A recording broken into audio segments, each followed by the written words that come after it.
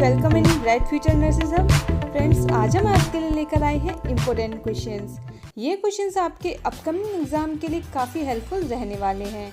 आप इन क्वेश्चंस को as a test series की तरह भी सॉल्व कर सकते हैं और कर सकते हैं अपना self assessment bright future nurses hub के साथ।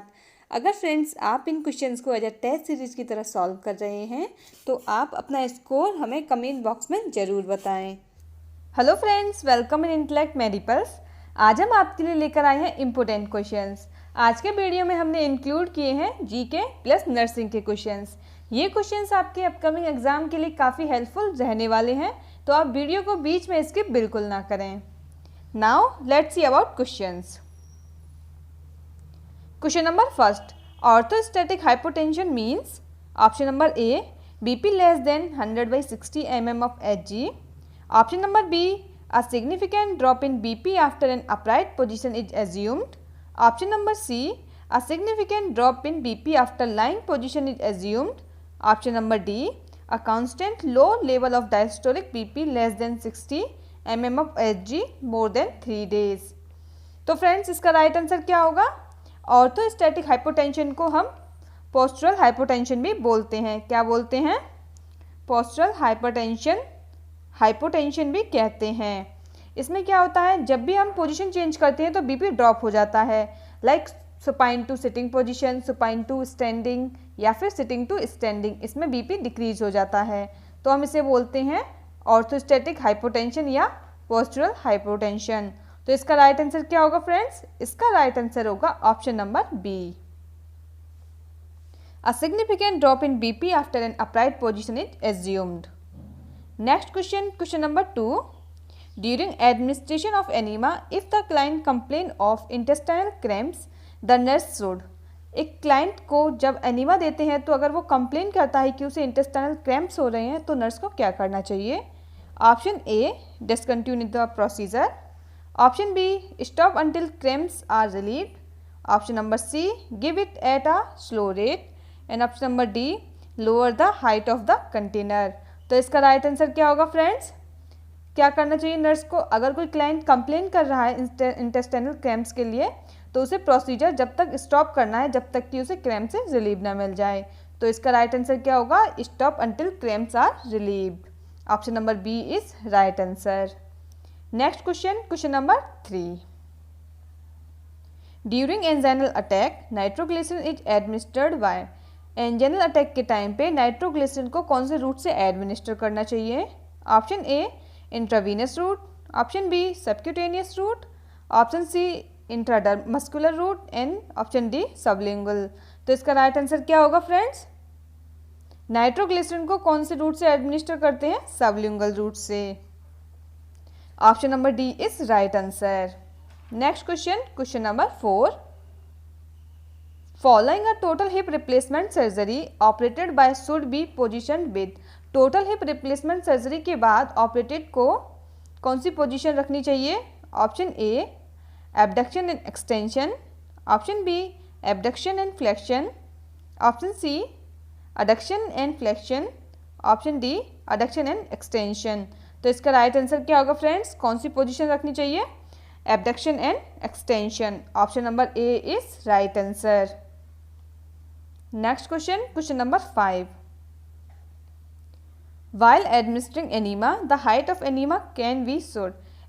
एनीमा देते समय एनीमा का हाइट कितना होना चाहिए? Option A, 20 centimetre.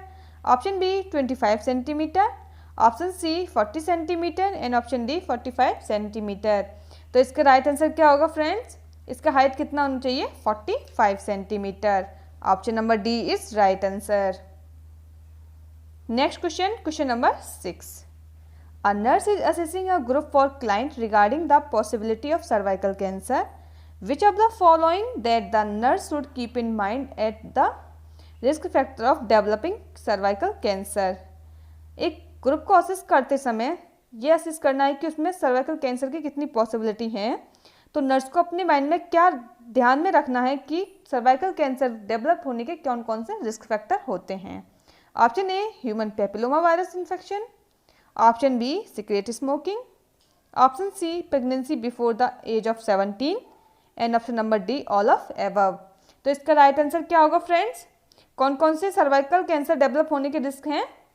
All of above, ये तीनों सर्वाइकल कैंसर के रिस्क हैं। सो इसका आंसर राइट क्या होगा? D answer is right. Next question, question number 7, a client diagnosed with gastric cancer is posted for surgical procedure of Billroth II. The nurse should explain the client that this procedure involve anastomosis between. एक client है जो gastric cancer के लिए diagnose हुआ है, उसका surgical procedure बिलरोथ II होना है। तो नर्स क्या एक्सप्लेन करेगी कि इस प्रोसीजर में किस किस के बीच में एनास्टोमोसिस होता है? Option A stomach and duodenum, option B stomach and ileum, option C stomach and jejunum and option D pancreas and jejunum. तो इसका राइट आंसर क्या होगा फ्रेंड्स? जो बिलरोथ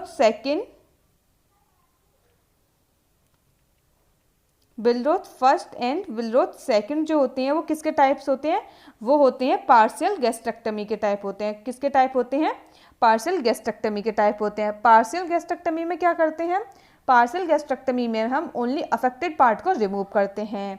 तो बिलरोथ फर्स्ट जो होता है, बिलरोथ फर्स्ट को हम क्या बोलते हैं? बिलरोथ फर्स्ट को बोलते हैं हम इसको बोलते हैं हम गैस्ट्रोडिडोनोस्टमी। क्या बोलते हैं? गैस्ट्रोडिडोनोस्टमी। गैस्ट्रोडिडोनोस्टमी में क्या करते हैं?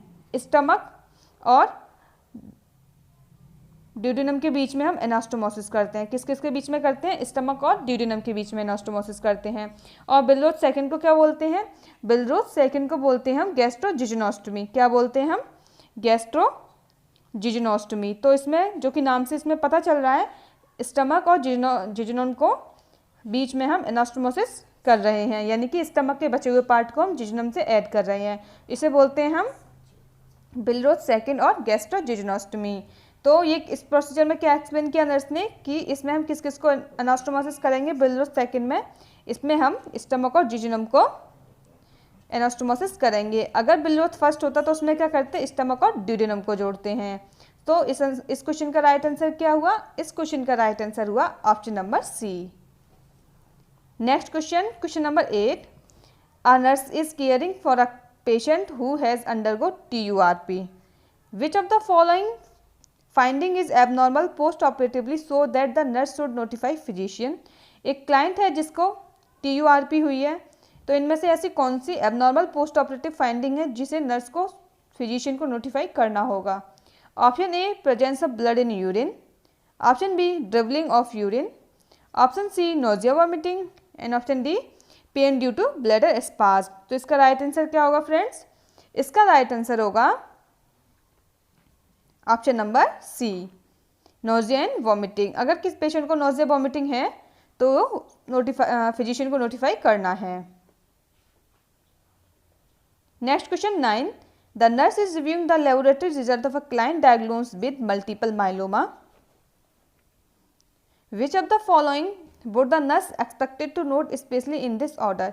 एक क्लाइंट की लेबोरेटरी रिजल्ट देख के उसे डायग्नोस किया गया है मल्टीपल माइलोमा के लिए, तो इनमें से नर्स इस डिसऑर्डर के लिए क्या स्पेशली एक्सपेक्टेशन करेगी? Option A increase calcium level, option B decrease WBC level, option C decrease blood urea nitrogen level and option D decrease number of plasma cell in the bone marrow. तो इसका right answer क्या होगा friends? अगर कोई patient multiple myeloma का है तो कौन कौन सी फाइंडिंग होंगी इसमें? मल्टीपल माइलोमा में क्या होता है? इसमें प्लाज्मा सेल बोन मैरो में प्लाज्मा सेल के नंबर इंक्रीज होते हैं. क्या होता है? Increase number of plasma cell in bone marrow. तो यहाँ पे क्या लिखा? डिक्रीज लिखा रहा है, तो ये ऑप्शन गलत हुआ. और इसमें क्या होता है? इसमें हाइपर कैल्सीमिया होता है, जो किसकी वजह से होता है? Calcium release from the deterioration bone tissue. जो डिटोरिएशन बोन टिश्यू होते हैं उनसे कैल्शियम ज़्यादा रिलीज होता है, जिसकी वजह से क्या होता है? हाइपर कैल्सीमिया होता है. हाइपर कैल्सीमिया मीन्स कैल्शियम का लेवल इंक्रीज होना. तो इसका राइट आंसर क्या हुआ? इसका राइट आंसर हुआ ऑप्शन नंबर ए, इंक्रीज कैल्शियम लेवल. बाकी WBC लेवल डिक्रीज होना और BUN डिक्रीज होना ये नहीं होगा. तो इसका एप्रोप्रिएट आंसर क्या हुआ? Increase calcium level. Next question, question number 10, a nurse is examining client with the systemic lupus erythematosus SLE. Which of the following symptom would the nurse expect. एक client है जिसे SLE के लिए examine किया जा रहा है, तो इनमें से ऐसी कौन सी फाइंडिंग नर्स एक्सपेक्ट करेगी। Option A butterfly rashes, oedema and hypothermia. Option B butterfly rashes, fatigue and diarrhoea. Option C proteinuria, fatigue, butterfly rashes. Option D weight gain, fatigue and oedema.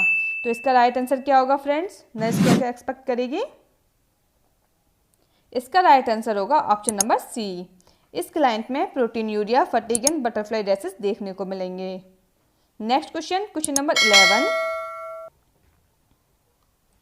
A client visiting a nursing care unit have a physical feature like truncal obesity with thin extremities, moon face and buffalo hump in the back. On laboratory examination of the electrolyte is noted that there is hypernatremia and hypocalcemia. The client may suffer from। एक client है जो nursing care unit की visit करता है, उसके जो physical features हैं वो ट्रंकल ओबेसिटी है और थिन एक्सट्रीमिटीज़ के साथ, moon face and buffalo hump like back है। उसने लेबोरेटरी एग्जामिनेशन कराया है, उसमें उसे हाइपरनेट्रीमिया एंड हाइपोकैल्सीमिया मिला है। तो ये कौन सी डिजीज़ के साइन एंड सिम्टम्स हैं या पेशेंट कौन सी डिजीज़ से सफ़र कर रहा है। ऑप्शंस हैं कुशिंग डिजीज़, एडिसन डिजीज़, फियोक्रोमेटोसाइटोमा या फिर डायबिटीज इंसिपिडस। तो इसका राइट आंसर क्या होगा फ्रेंड्स। ये जो सिम्टम्स या फीचर्स दे रखे हैं वो कौन सी डिजीज़ के हैं, ये सब फीचर्स हैं कुशिंग डिजीज़ के। किसके हैं, कुशिंग डिजीज़ के। So option number A is right answer. Next question, question number 12। The insulin preparation which is safe for administer intravenously. कौन सी इंसुलिन इंट्रावेनसली सेफ होती है। Option A regular human insulin, NPH human insulin, insulin detemir या insulin ग्लेग्रीन। तो इसका right answer क्या होगा friends, कौन सी इंसुलिन इंट्रावेनसली सेफ होती है। तो इसका राइट आंसर होगा option number A regular human insulin. Next question, question number 13। A nurse is caring for a client with diagnosed with chronic gastritis. The nurse monitor which of the following vitamin deficiency. एक client है जिसे जो diagnose हुआ है chronic gastritis का, तो इनमें से उसमें कौन सी विटामिन की डेफिशिएंसी देखने को मिलेगी। Option A vitamin 6, vitamin B12, vitamin K या विटामिन E। तो इसका राइट आंसर क्या होगा फ्रेंड्स। अगर कोई पेशेंट क्रोनिक गैस्ट्राइटिस का है तो उसमें क्या होता है, उसमें इंट्रिंसिक फैक्टर रिलीज नहीं होगा। इसमें क्या होगा, इंट्रिंसिक फैक्टर अफेक्ट होता है। जो इंट्रिंसिक फैक्टर है वो किस में हेल्प करता है, वो विटामिन B12 के एब्जॉर्प्शन में हेल्प करता है। तो उसमें कौन सी विटामिन की डेफिशिएंसी मिलेगी, क्योंकि उसे क्रोनिक गैस्ट्राइटिस है, इंट्रिंसिक फैक्टर अफेक्ट होगा तो इसमें विटामिन B12 का एब्जॉर्प्शन भी अफेक्ट होगा। तो इसका राइट आंसर क्या हुआ फ्रेंड्स, इसका राइट आंसर हुआ विटामिन B12, क्योंकि इसमें विटामिन B12 का एब्जॉर्प्शन भी अफेक्ट होगा।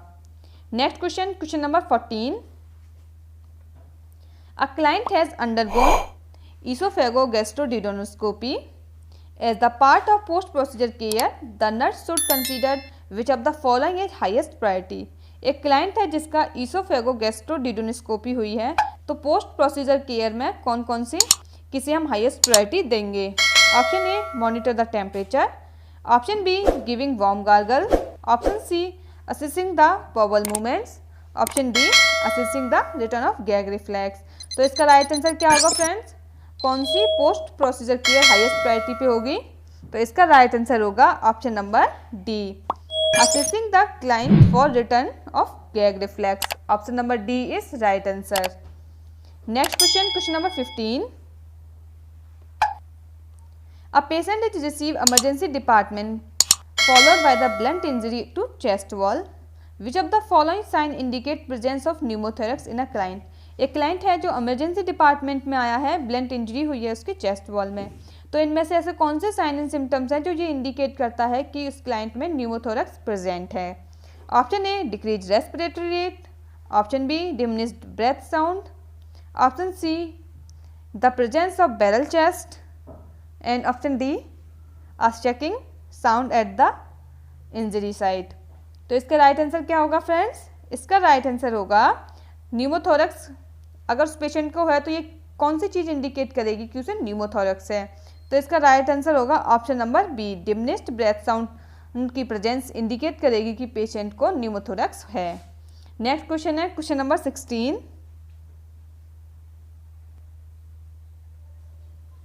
Painless late pregnancy bleeding which can occur during rest or activity suddenly or without of any warning is a classical sign of. Painless late pregnancy में जो bleeding होती है, जो कि रेस्ट और एक्टिविटी किसी भी टाइम हो सकती है या फिर suddenly or without any warning sign है, तो ये सब चीज़ें कौन सी डिजीज़ का या कौन सी कंडीशन के क्लासिकल साइन हैं। Option A abruptio placenta, option B placenta previa, option C hydatidiform mole या ऑप्शन डी कोरियो एमाइनोनाइटिस। तो इसका राइट आंसर क्या होगा फ्रेंड्स? ये सब क्लासिकल साइन किस चीज़ के हैं? ये सब क्लासिकल साइन हैं प्लेसेंटा प्रीविया के। पेनलेस लेट प्रेगनेंसी ब्लीडिंग और suddenly or without any warming bleeding अगर हो रही है किसी भी विदाउट एनी वार्मिंग साइन के, तो इसका ये किसका साइन हो? ये साइन है प्लेसेंटा प्रीविया के। Next question, question number 17। A client with 32 weeks of pregnancy is admitted because of painless vaginal bleeding followed by fetal bradycardia. On reviewing the previous examination finding, the nurse noticed that there is velamentous insertion of umbilical cord. The nurse suspect which of the following? एक client है जो 32 week pregnancy के साथ admit हुआ है, उसे painless vaginal bleeding है और फीटल ब्रैडिकार्डिया के साथ। जब उसके प्रीवियस एग्जामिनेशन की हिस्ट्री देखी गई है तो उसमें उसे मिला है कि जो प्लेसेंटा पर अम्बिलिकल कॉर्ड का इंसर्शन है वो वेलामेंटस इंसर्शन है। तो इनमें से वह क्लाइंट किस चीज़ के लिए सस्पेक्ट होगा? ऑप्शन है हमारे पास एब्रप्टिव प्लेसेंटा या फिर प्री इक्लेम्सिया। ये क्या है? प्री इक्लेम्सिया, वैसा प्रीविया या प्लेसेंटा प्रीविया। तो इसका राइट आंसर क्या होगा फ्रेंड्स? ये सब किसमें के साइन एंड सिम्टम्स हैं? इसका राइट आंसर होगा ऑप्शन नंबर सी, वैसा प्रेविया। वैसा प्रेविया के लिए ये सब साइन एंड सिम्टम्स हैं। वेलामेंटस इंसर्शन क्या होता है? Umbilical cord. इसमें अब placenta with umbilical cord. Question number 17। A client with 32 weeks of pregnancy is admitted because of painless vaginal bleeding followed by fetal bradycardia. On reviewing the previous examination finding, the nurse noticed that there is velamentous insertion of umbilical cord. The nurse suspect which of the following? एक client है जो 32 week of pregnancy का admit हुआ है, उसे painless vaginal bleeding हो रही है फॉलोड बाय फीटल ब्रैडिकार्डिया। जब उसके प्रीवियस एग्जामिनेशन की हिस्ट्री को देखा गया है तो उसमें नर्स नोट करती है कि वेलामेंटस इंसर्शन ऑफ अम्बिलिकल कॉर्ड है, यानी कि अम्बिलिकल कॉर्ड का इंसर्शन जो है वो वेलामेंटस टाइप का है। तो ये क्लाइंट किस चीज़ के लिए सस्पेक्ट होगा? ऑप्शंस हैं abruptio placentae, option B pre eclampsia, option C vasa previa या ऑप्शन डी प्लेसेंटा प्रीविया। तो इसका राइट आंसर क्या होगा फ्रेंड्स? ये क्लाइंट किसके लिए सस्पेक्ट होगा? जो वेलामेंटस इंसर्शन होता है अम्बिलिकल कॉर्ड का, वो क्या होता है? इसमें क्या होता है? A placenta with umbilical cord attached to the membrane a short distance and vessels entering the placenta at its margin. तो इसका राइट आंसर क्या होगा? ये कौन सी सिचुएशन में होता है? वैसा प्रीविया में होता है। So option number C is right answer. Next question, question number 17। Method that are commonly used for induction of labour include all of the following except. Induction of labour के लिए कौन कौन से मेथड कॉमनली यूज किए जाते हैं accept किसी एक को छोड़ के? ऑप्शन है amniotomy, option B oxytocin, option C prostaglandin E2 and option D methotrexate. तो इसका राइट आंसर क्या होगा फ्रेंड्स? ये कौन कौन से मेथड हैं जो इंडक्शन ऑफ लेबर में यूज़ किए जाते हैं? ये तीनों इंडक्शन ऑफ लेबर में यूज़ किए जाते हैं और ये मेथोट्रेक्सेट यूज़ नहीं किया जाता है। तो इस क्वेश्चन का राइट आंसर क्या हुआ? Methotrexate. Next question, question number 19। Herniation of pouch of Douglas containing small bowel into the vaginal lumen is known as? Option A cystocele, option B rectocele, option C enterocele and option D hydrocele। तो इसका right answer क्या होगा? इसका right answer होगा option number C enterocele. इस situation को क्या बोलते हैं? एंटेरोसील कहते हैं। Next question, question number 20। Vaginal pessary is a temporary treatment measure for? Option A endometriosis, option B uterine prolapse, option C dysmenorrhoea and option D ruptured uterus. तो इसका right answer क्या होगा फ्रेंड्स? वेजाइनल पेसरी क्या होता है? जो vaginal pessary हैं ये किसी भी डिवाइस को वेजाइना से रिमूव करने के लिए यूज़ किए जाते हैं। It is support to the pelvis organ prolapse. जो पेल्विस ऑर्गन प्रोलैप्स होते हैं वो इसमें सपोर्ट करता है। तो ये क्या है? ये एक रिमूवेबल डिवाइस है। तो इसका राइट आंसर क्या हुआ? ये कौन सी सिचुएशन में यूज़ की जाएगी? ये यूज़ की जाएगी यूटेराइन प्रोलैप्स के लिए। So option number B is right answer. Friends, ये थे हमारे नर्सिंग के क्वेश्चंस। और in which district of the state is the national aquatic animal Ganga dolphin found? State के कौन से डिस्ट्रिक्ट में national aquatic animal Ganga dolphin मिलती है? कौन से में मिलती है? कौन से डिस्ट्रिक्ट में मिलती है? ये मिलती है मिर्ज़ापुर एंड सोनभद्र में। इसका राइट आंसर क्या हुआ? Mirzapur and Sonbhadra. Next question, in which forest near Lucknow in the state of breeding centre for endangered species was established? Lucknow के पास में कौन सा फॉरेस्ट स्टेट में ब्रीडिंग सेंटर एंडेंजर्ड स्पीसीज के लिए इस्टेब्लिश किया गया है? तो ये कहाँ पे किया गया है? कौन सा फॉरेस्ट है? ये है कुकरेल वन, यानी कि कुकरेल फॉरेस्ट में इस्टेब्लिश किया गया है एक ब्रीडिंग सेंटर जो कि एंडेंजर्ड स्पीसीज के लिए बनाया गया है।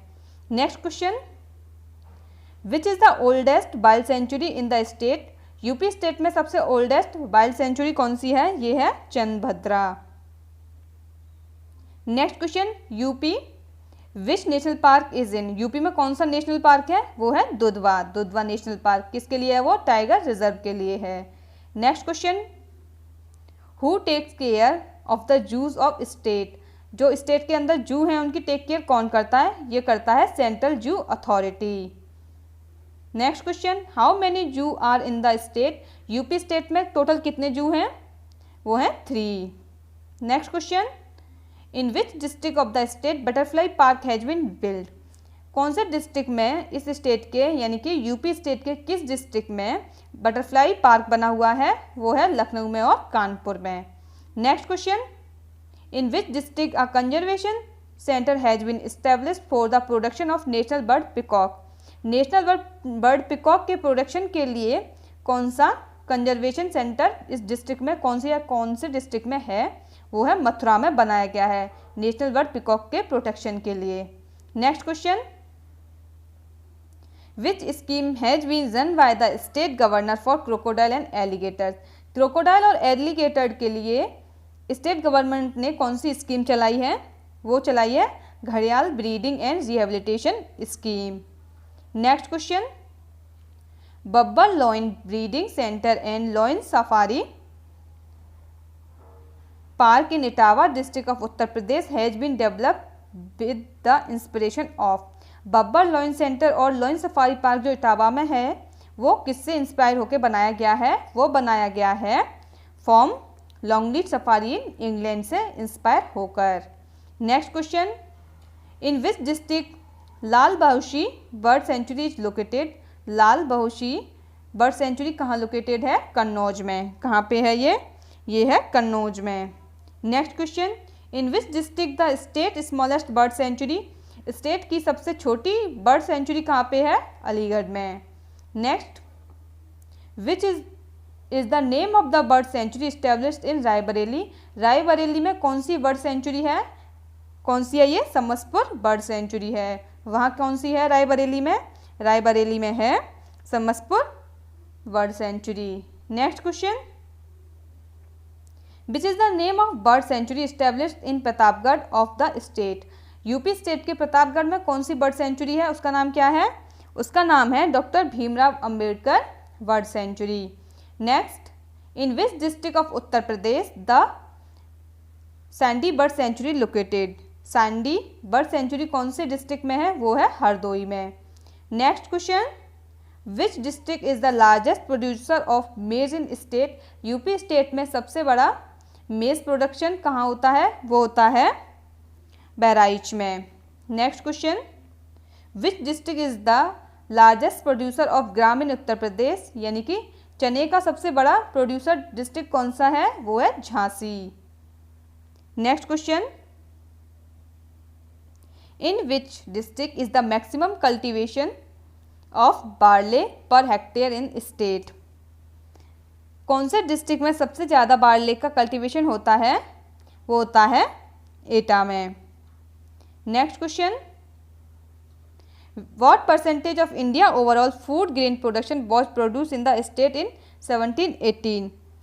इस स्टेट में 1718 में इंडिया में सबसे ओवरऑल फूड ग्रेन प्रोडक्शन हुआ था। कितने हेक्टेयर्स, कितने परसेंट का था वो? 18% अप्रॉक्स हुआ था। Next question, what is the rank of state in the country in rice production? Rice production में इस स्टेट का कंट्री के अंदर कौन सा रैंक है? सेकंड रैंक है। Next, which is the rank of state in country in term of sugar cane production? Sugar cane production का यूपी का कौन सा रैंक है इंडिया के अंदर या कंट्री में? फर्स्ट। शुगर केन प्रोडक्शन के लिए यूपी का फर्स्ट रैंक है। Next, which cash crop is most important produce in state? कौन सी कैश क्रॉप है जो मोस्ट इम्पोर्टेंट प्रोड्यूस होती है स्टेट में? Sugar cane. Next question, in which district of state flower perfume is made? Flower perfume कहाँ बनती है? कन्नौज में बनती है। Next, in which district of the state is one of the 9 model breeding centre established in whole India? पूरी India के 9 model breeding centre कौन से स्टेट में, कौन से डिस्ट्रिक्ट में है? ये है लखनऊ में। Next question, in which district opium is cultivate in state? Opium कहाँ होता है? बाराबांकी में। Next, potato export zone in which district? Potato export zone कहाँ पे है? आगरा में। Next, what is the rank of state in the country to total animal production on the basis of cattle census 2012? 2012 के cattle census के according state का कौन सा rank आया है टोटल एनिमल पॉपुलेशन का? वो आया है first. Next, what is the total number of bovine animal in the state on the basis of cattle census 2012? Cattle census 2012 के अकॉर्डिंग बोवाइन नंबर कितना है? 195.7 lakh. Next question, what is the position of state in milk production in the country? Milk production में UP state का country में कौन सा position है? First position है। Next, Uttar Pradesh has reached which place in meat production in the country by producing total 1151.12 thousand tons of meat in the year 1718? Uttar Pradesh वर्ष 2017 में कुल 1151.12 थाउजेंड टन मीट प्रोड्यूस कर देश में मीट प्रोडक्शन में कौन से प्लेस पर पहुंच गया है? ये पहुंच गया है फर्स्ट प्लेस पे। Next, in which district a central laboratory has been open in state for disease diagnose and disease detection animal? ये कहाँ पे है? सेंट्रल लेबोरेटरी कहाँ पे ओपन की गई है? किसके लिए? Disease diagnose and disease detection of animals Lucknow में ओपन किया गया है। Next question, in which year of the state Lucknow milk producer cooperative union limited were established? Lucknow milk producer cooperative union limited established कब हुआ था? 1917 में एस्टेब्लिश्ड हुआ था।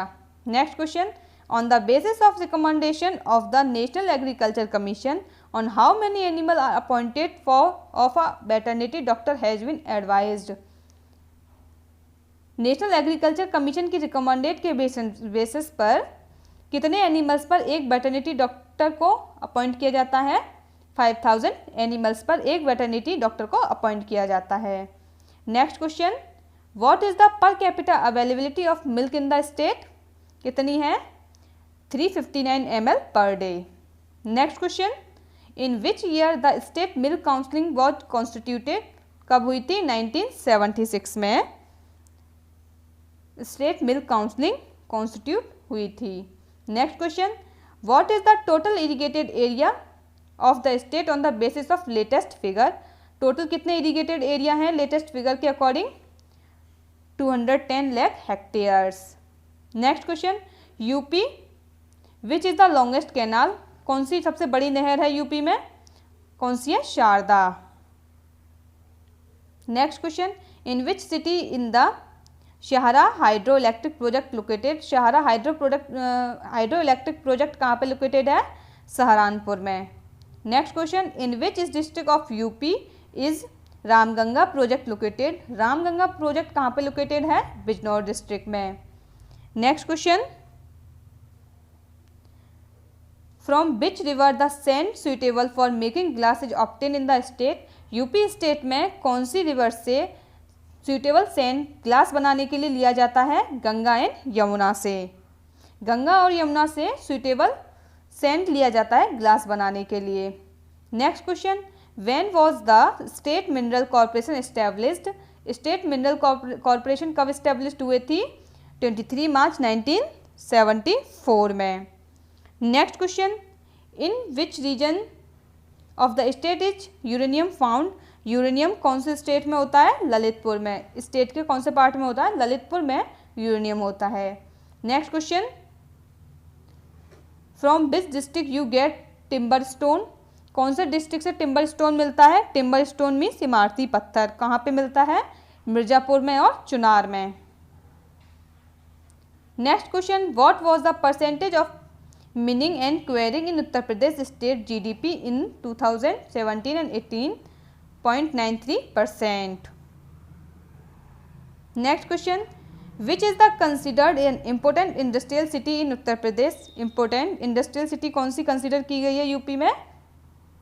Kanpur.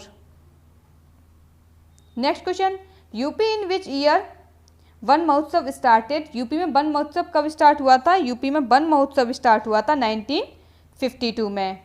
Next question, in which district is the main centre of paper in the state, paper बनाने के लिए कौन सा डिस्ट्रिक्ट है यूपी में? सहारनपुर। कौन सा है? सहारनपुर है।